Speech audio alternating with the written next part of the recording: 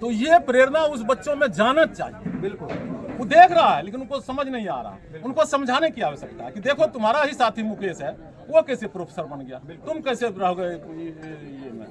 इसलिए उसको बताने की आवश्यकता है, उससे निचले पीढ़ी को बताने की आवश्यकता है। ये सारी बात उनके मन में अगर हम बैठवा देते हैं, हम हमारे जैसे लोग और लोग जो पढ़े लिखे हैं, तो लगता है कि हमारा ओबीसी समाज और हरिजन आदिवासी जो है, जिसको हम ST/SC कहते हैं, उनका विकास अवश्य। और इस वक्त हम मौजूद हैं ग्राम पंचायत दक्षिणी कस्बा वसीला के मुखिया आवास पर, जहां आप देख सकते हैं सामाजिक न्याय के पुरोधा। जरा इधर दिखाने का कोशिश करेंगे। कर्पूरी ठाकुर जी का आज 102वीं जयंती बड़े धूमधाम से मनाया जा रहा है। इसी उपलक्ष्य में मेरे साथ यहाँ कुछ गणमान्य व्यक्ति हैं, जिससे आज हम बात करेंगे और उनसे आज जानने का कोशिश करेंगे आखिर सामाजिक न्याय के पुरोधा और इनके विचारधारा को आज के डेट में समाज में किस और कितना हद तक पहुंच रही है, इसके बारे में किस तरह का पहल किया जा रहा है। सबसे पहले हम बात करेंगे, हमारे बीच यहाँ मुकेश कुमार यादव जी मौजूद है। भैया सबसे पहले आपको बहुत बहुत स्वागत है। धन्यवाद आपके चैनल को और आपके दर्शकों को भी बहुत बहुत धन्यवाद। जी बताना चाहेंगे भैया,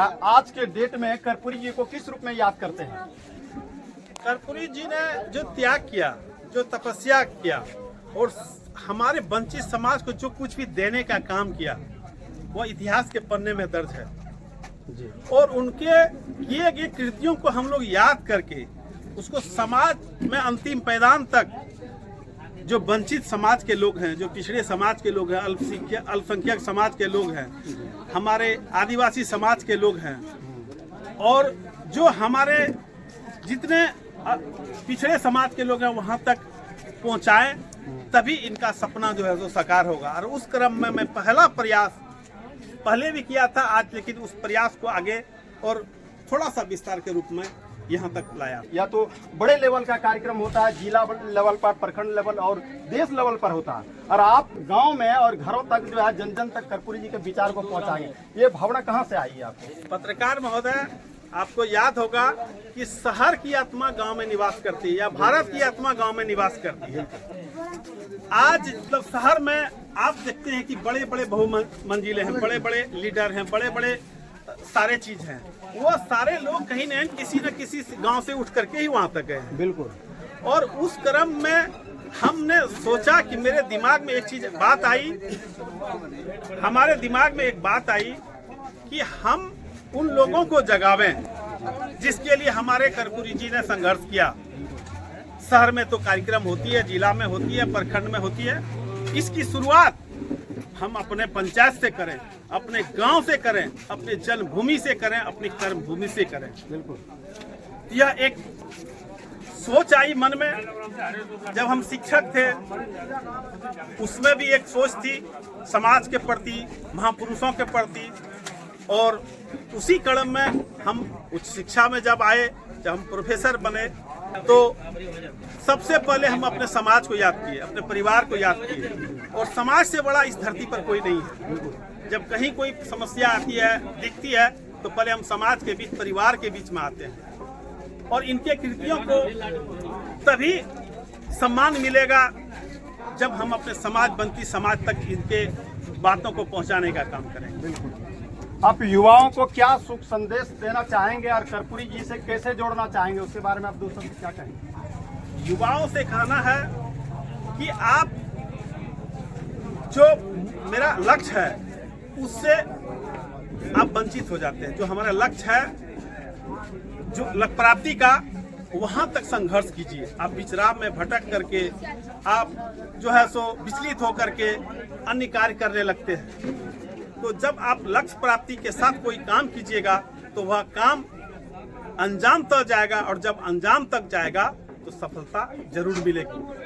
धन्यवाद भैया। देखिए, तो मेरे साथ यहाँ मौजूद हैं बोड़ा सुइया पंचायत के पूर्व मुखिया। आज इनसे भी बात करेंगे और जानेंगे कर्पूरी जी के बारे में। मुखिया जी, सबसे पहले बताएंगे कि जननायक कर्पूरी ठाकुर जी के विचारधारा को सरकार किस तरह का बढ़ा रही है आगे?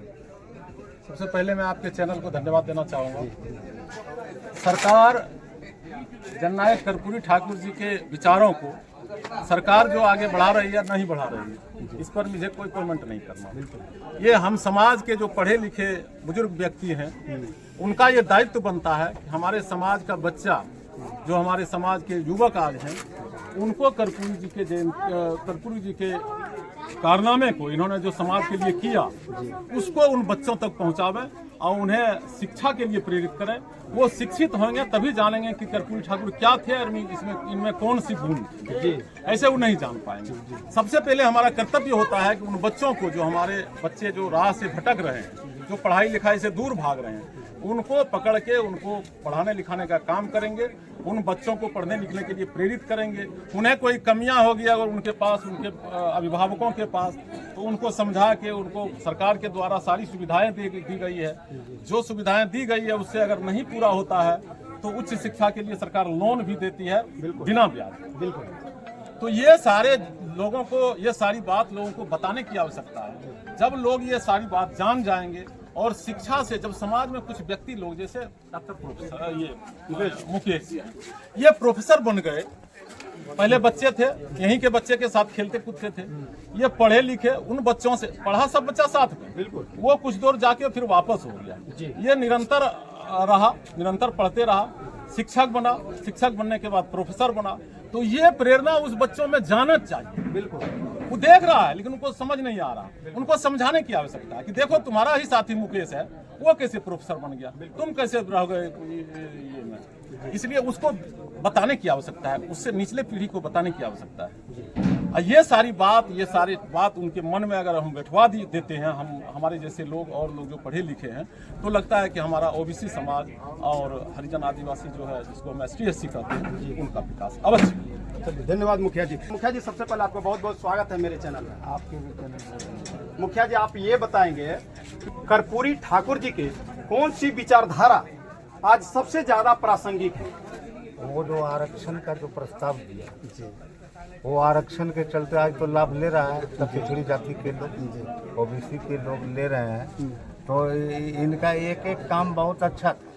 ये जब बिहार के CM बने 77 में, तो ये बहुत काम करना चाहते थे और बहुत किया भी, लेकिन 2 वर्ष में इसको गद्दी से उतार दिया गया। बिल्कुल। तो 2 वर्ष में अल्प अवधि में क्या करते हैं, इसीलिए नहीं कर पाए। यदि रहते अपने कार्यकाल तक 5 वर्ष तक, तो जरूर कुछ और करते। तो इसीलिए इनका तो मैंने जो है पिछड़ी जाति के मसीहत और पिछड़ी जाति के लिए ये बहुत कुछ सोचे थे, काम करेंगे, बहुत हुआ भी। कुछ काम को BP सिंह भी आगे बढ़ाए, जैसे आरक्षण वगैरह 27%, जो आज पंचायतों में भी आप आरक्षण देख रहे हैं। पंचायत में महिला आरक्षण, SC आरक्षण, ST आरक्षण, EBC आरक्षण, क्या क्या है, यही सब है। बिल्कुल। आप सर बताना चाहेंगे आज के राजनीति में कर्पूरी जी के सिद्धांत और उनको ईमानदारी के सिद्धांत को कैसे लागू किया जा सकता है? सबसे पहले मैं आपके चैनल को धन्यवाद देता हूं, आपके व्यूवर्स को मैं बताना चाहता हूं कि कर्पूरी जी एक ऐसे ईमानदार व्यक्ति थे जो गांधीवादी भी थे और लोहियावादी, और उन्हीं का देन है कि आज हम और आप बोल रहे हैं। कर्पूरी जी शुरू से, आप इनकी जीवनी को वो ले लें, ये शिक्षाविद भी थे और वैसे आदमी बराबर शिक्षा की ओर गए। इन्होंने सबसे पहले, अभी वक्ताओं ने ये बात रखी कि सबसे पहले उन्हें प्राइमरी स्कूल से मैट्रिक तक इन्होंने शिक्षा शुल्क माफ किया।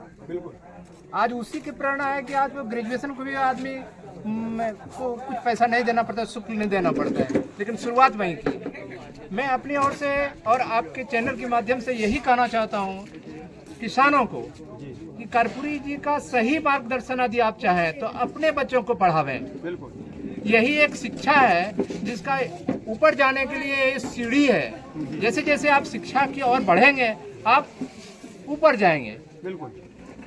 और आज मुकेश जी उसका उदाहरण है कि कर्पूरी जी जैसे आदमी का आज हम लोग यहाँ जयंती मनाने आए हैं गांव में किसानों के बीच। आज तक तो आपका ये जिला में राज्य लेवल पर किया जाता था। मैं इनको बहुत बहुत धन्यवाद देना चाहता हूँ और इसीलिए मैं आया भी इस कार्यक्रम में कि वैसे आदमी का आज यहाँ मनाया जा रहा है जयंती, जहाँ जाना हमारे लिए बहुत जरूरी है। समाज में हम यहाँ के बताना चाहेंगे कि युवाओं को कि कितना कठिन परिश्रम करने के बाद वो यहाँ पर पहुँचे थे।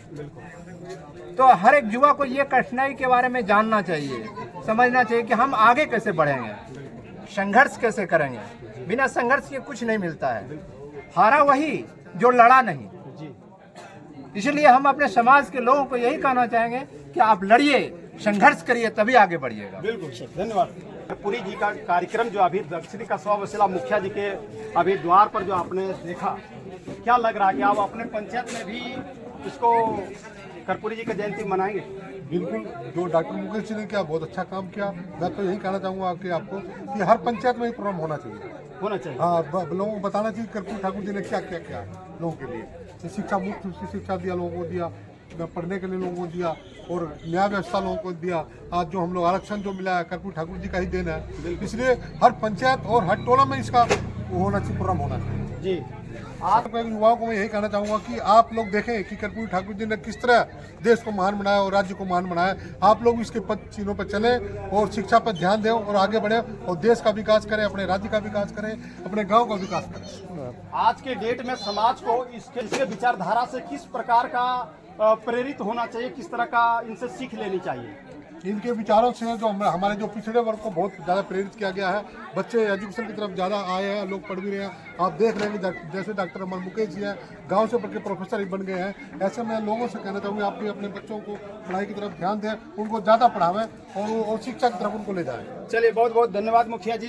तो अभी आपने सुना, कुल मिलाकर के यहाँ लोगों का कहना है कि कर्पूरी ठाकुर एक ऐसे सामाजिक न्याय के पुरोधा थे जिन्होंने अपना पूरा जीवन समाज के अंतिम पायदान पर बैठे हुए शोषित, पीड़ित, वंचित लोगों के लिए समर्पित कर दिए। और उन्होंने एक लाइन लिखी है जो आपको मैं दिखाना चाहूंगा और उसके बारे में बात करना चाहूंगा। उठ जाग मुसाफिर, भोर भई अब रेन कहाँ, जो सोबत है वो खोबत है। मित्रों, इनका कहने का मतलब है कि जो सोबत है वो खोबत है। इसलिए उठो, जगो और परिश्रम करो और आगे बढ़ो, अपने हक और अधिकार के लिए निरंतर कार्य करते रहें। तो अभी जो है जननायक कर्पूरी ठाकुर जी का कार्यक्रम समाप्त हुआ।